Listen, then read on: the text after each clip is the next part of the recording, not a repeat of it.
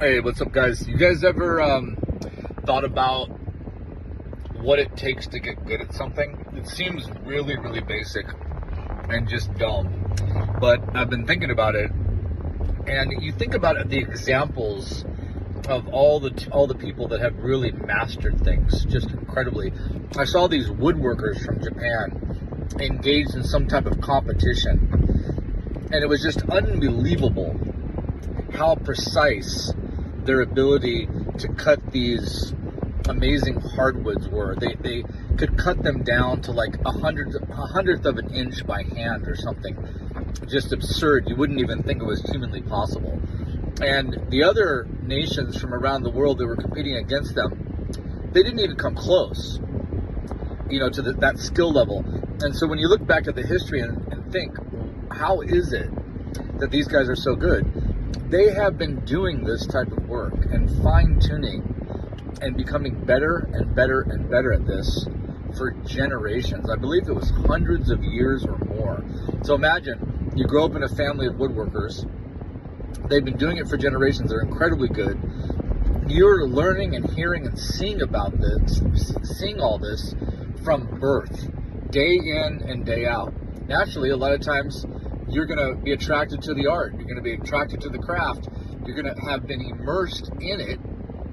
So you're naturally going to understand it a lot better than anyone else that hasn't ever seen it before, for sure. There's even a genetic component where information gets passed from generation to generation on a genetic level. And of course, the epigenetic level. There's so many different things that are happening to make it so that this group of people that have been doing these things for so long are so incredibly good. They become the absolute masters of the world. So when you think about your own life, what have you been exposed to? What have you been immersed in the most? Simple example, you want to get a suntan, you go down to the beach, and the longer you're in the sun, the darker the tan gets. Of course, setting aside getting burned. But it's just a simple thing where you're being exposed to something that's changing you. So if you want to get good at something, you want to make more money in business, you want to have a good relationship with your spouse or your kids or your boss, you want to become physically fit, you want to understand more about nutrition, the way things work, whatever type of improvement you want in your life, start to expose yourself to it. Start to immerse yourself in it. The more obsessed you get with it, the more you're going to understand it, the better you're going to be able to apply it, the more you're efficient you're going to be at it, the better you're going to get, the more satisfaction you're going to get from doing it because you're starting to master it.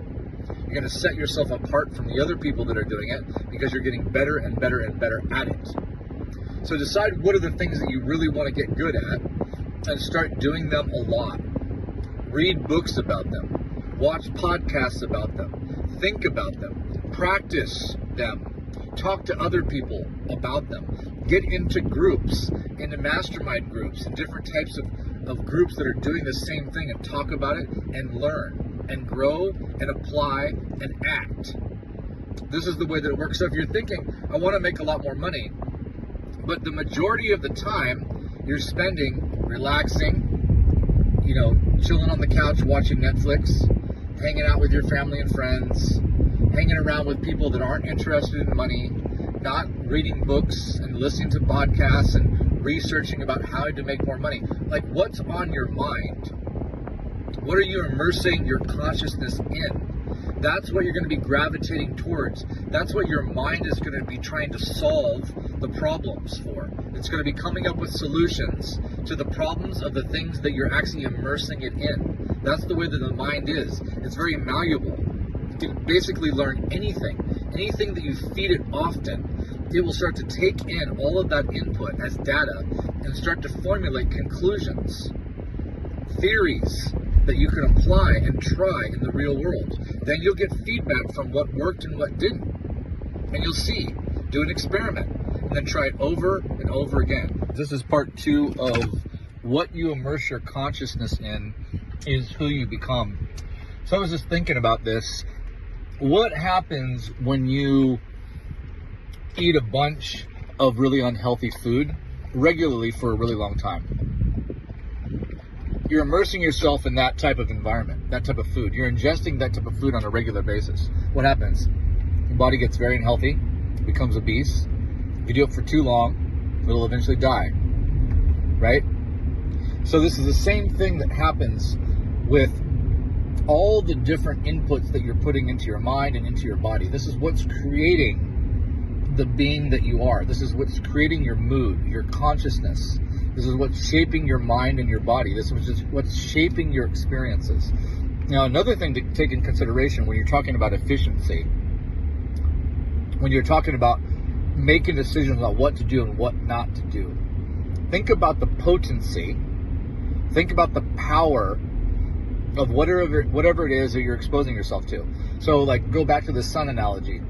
If you go out at 8 a.m. and you spend an hour in the sun is not very powerful at that time for tanning purposes, right? If you want to get a good dark tan, you're not going to get that dark. Your skin's not going to change that much from 8 a.m. to 9 a.m. for 1 hour.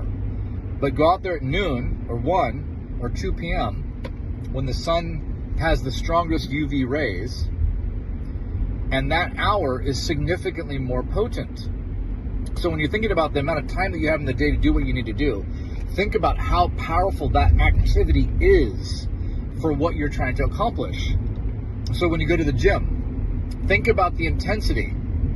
If you spend 2 hours at the gym at 10% of your maximum intensity, why not go for 1 hour and do 50% of your maximum intensity? You're going to get significantly better results in an hour versus 2 hours. When you're going through your podcasts, find the ones that have the most high value content that are going to be able to get the job done as quickly as possible. So be very, very careful about what you're listening to, what you're spending your time on, right? If you want to, just go spend some time with some family members, maybe your wife or your kids, and you decide you want to go to the movies, fine. But if you decide that you want to go to the movies all the time with them, and you're not really considering how that affects your consciousness, so think about alternatives, like going to the beach, or going surfing together, or going on a hike, or going and having a nice meal and discussing some things of actual value. So you can have the bonding time with your family and your friends, and you can also accomplish other things at the same time. You can exercise together. You could eat healthy food together. You could discuss growth mindset topics. You could discuss topics like these of how your life can improve. When you get together with groups of people and you discuss ways to be more fulfilled, ways to be healthier, you're engaging in healthier activities together and you're bonding around these healthier activities, this has a synergistic effect. It has an exponential effect because there's a lot of different inputs coming from a lot of different angles simultaneously.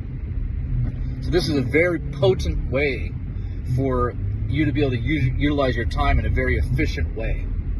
When you're driving, what are you doing? What are you doing? Are you learning about anything? Are you studying anything? Are you just listening to a bunch of nonsense? Now, there's a place for fun. There's a place for just pure fun. But balance it out so that you're getting closer to your goals from a lot of different angles.